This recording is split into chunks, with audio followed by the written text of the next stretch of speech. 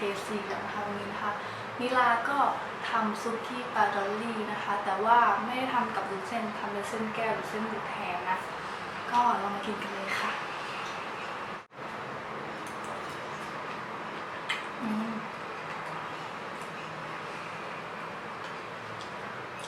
อันนี้คือปลาดอลลี่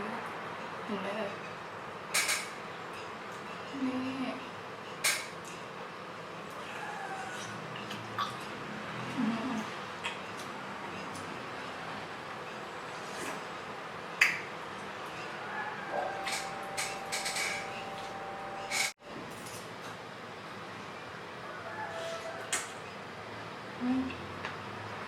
อันนี้คือนิลาทำเองนะคะทุกคน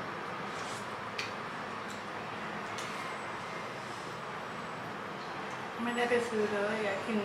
ตอนแรกอยากกินปลาดอลลี่ทำสเต็กปลาดอลลี่กินแต่คิดว่ามันอ้วนเพราะว่าเมื่อเช้าเราออกกำลังกายไปเสียดายนะคะเลยทำซุกี้กินแทน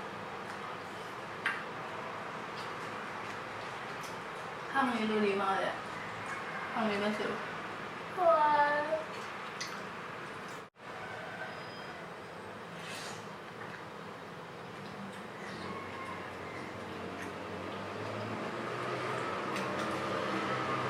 เส้นแก้วนี่กรุบเลยเวลาเป็นคนที่ชอบกินเส้นแก้วมากกว่ากินเส้นอะไรโอ้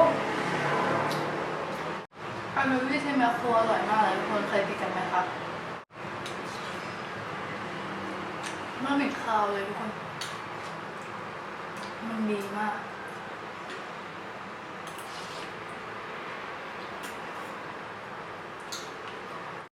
วันนี้เราก็อยู่บ้านเฉยๆนะคะเนื่องจากหายไปนานเพราะว่าเรียนค่ะเรียนออนไลน์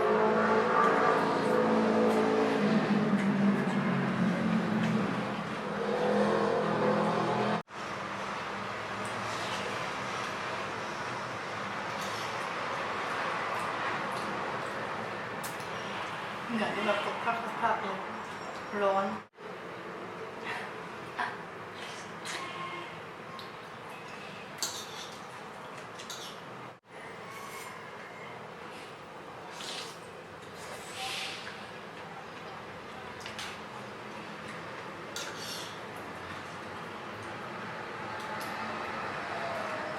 ยอดเยี่ยมกระเทียมดองเลยเพื่อนเห็นแล้วแบบ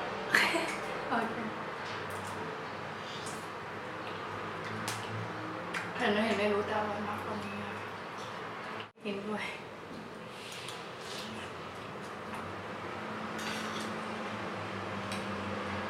ไม่อยู่ยังเคย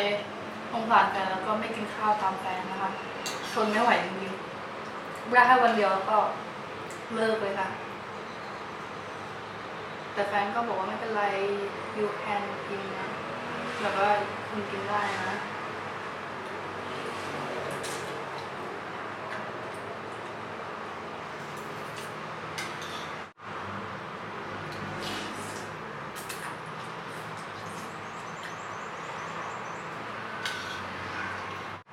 พอแฟนถึงเวลากินแล้วก็ต้องทำอาหารให้แฟนกินแต่ว่าตอนนี้ของจะหมดต้องออกไปซื้อ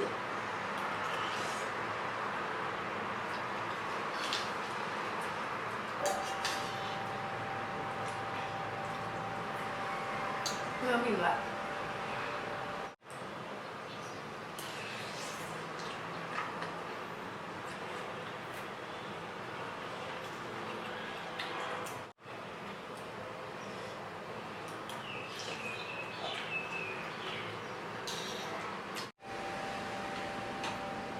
ครับไม่โฟกัส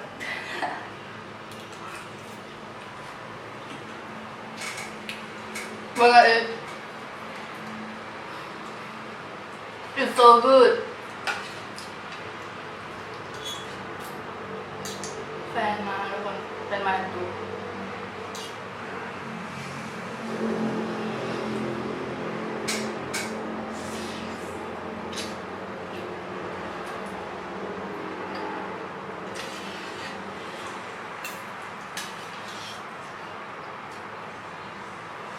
สง สารอ่ะไม่รู้เขาอดทนได้ยังไง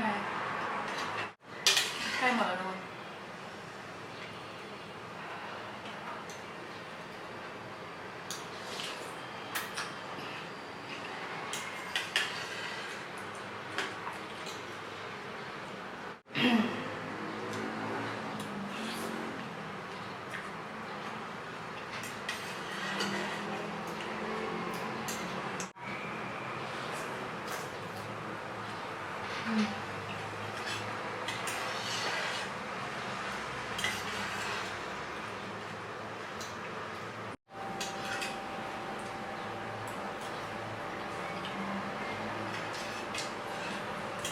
ตั้งแต่มีโควิดมาไม่คิดถึงอะไรมากที่สุดก็คิดถึงหมูกระทะชาบูเนื้อย่างนะคะอยากกินมากๆแล้วก็ซูชิดิบช่วงนี้มันไม่สมควรที่ต้องกินซูชิดิบนะคะมันไม่ค่อยปลอดภัยเลยต้องอดใจนิดนึงรอโควิดหาย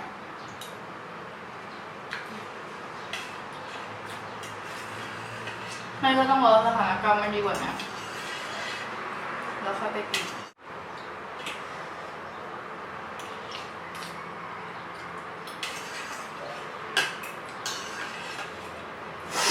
นี่นะคะเรารีชิ้นสุดท้ายแล้วโอเคนะคะตอนนี้นะมิลาก็กินซุกี้ปลาดอลลี่ของมิลาหมดแล้วนะก็จะออกไปซื้อของนะคะก็ยังไงก็ขอลาไปก่อนนะคะทุกคนอิ่มมากๆแล้วก็เผ็ดมากๆเลยร้อนมากๆด้วยนี่ค่ะทุกคนอันนี้พิซซ่าซื้อมาจากกะตะ เละเลยอันนี้นะคะพิซซ่าซีฟู้ดให้ถ่ายกี่บาทติดผิดค่ะทุกคน50 บาทเองดูสิมีชีสนะคะแล้วก็มีหอยไหนกุ้งอ่ะไม่มีกุ้งนั่นคือลาซานญ่าค่ะทุกคนอร่อยมากกะตะวิลล่านะคะถึงเวลากินของอะยองแล้วต้องวางพื้นนะคะไม่มีโต๊ะอยู่หลังบ้านเอา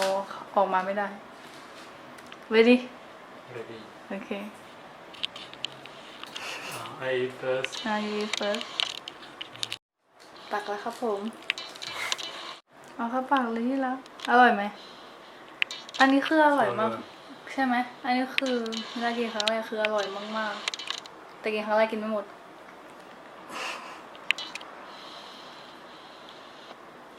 You wanna try? อันนี้มันมีเห็นไหมเอ่ยมันมีปลาหมึกแล้วก็มีกุ้งหอยแล้วก็กุ้ง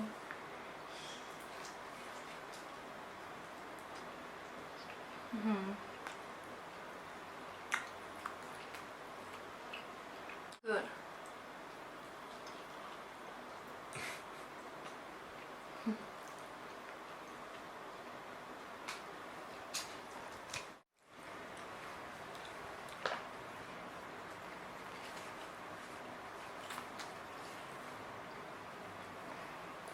มี1 2 6 ชิ้นคำเดียวหมดเลยบูมรอดูสิอันนี้ลาซานญ่าเนื้อทุกคนไม่ใช่ลาซานญ่าหมูถ้าลาซานญ่าหมูแฟนกินไม่ได้ ไม่โฟกัส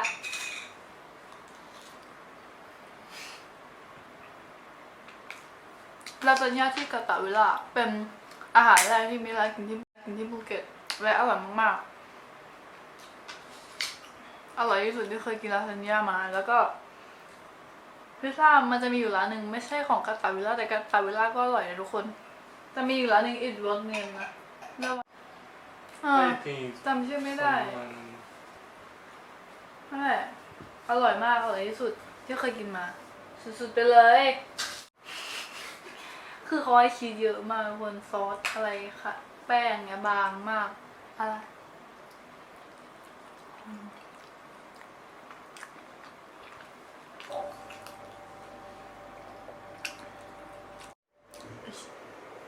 3 ชิ้นแล้วชิ้นที่ 3 Trust me, buddy. This is going to be the perfect night on the town.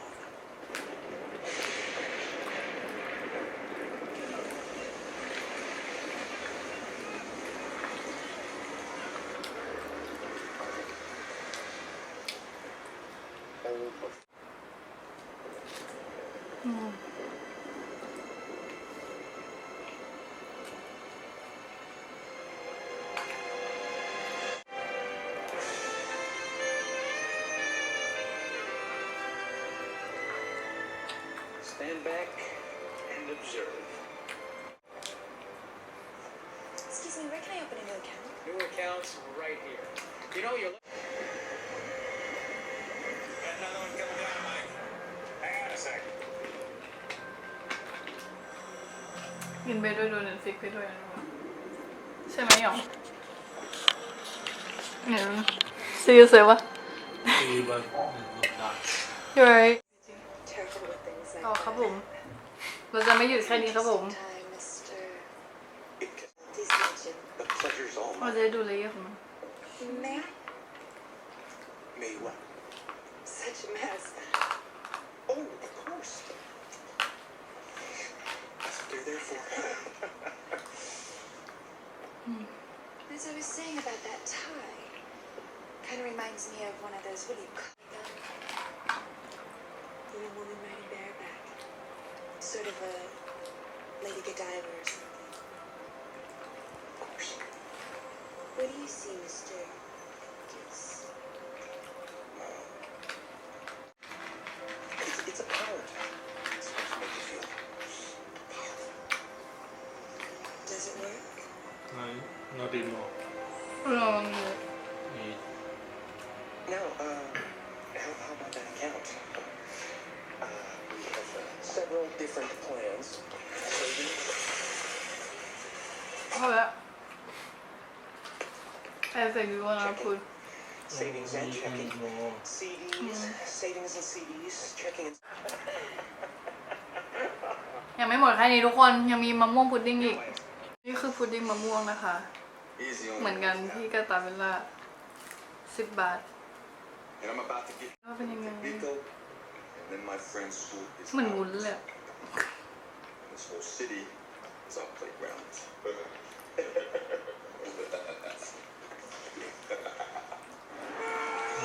อร่อย มันนุ่มมากเลยอ่ะ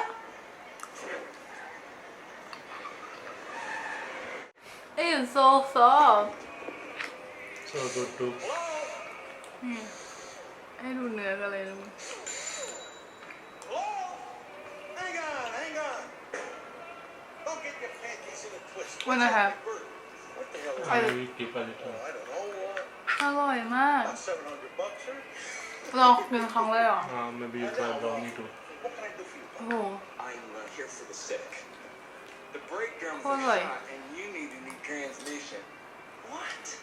ไปแล้วทุกคนอิ่มมากๆแล้วหน้ามืดมากเลยไปเจอกันใหม่คลิปหน้านะคะสำหรับคลิปนี้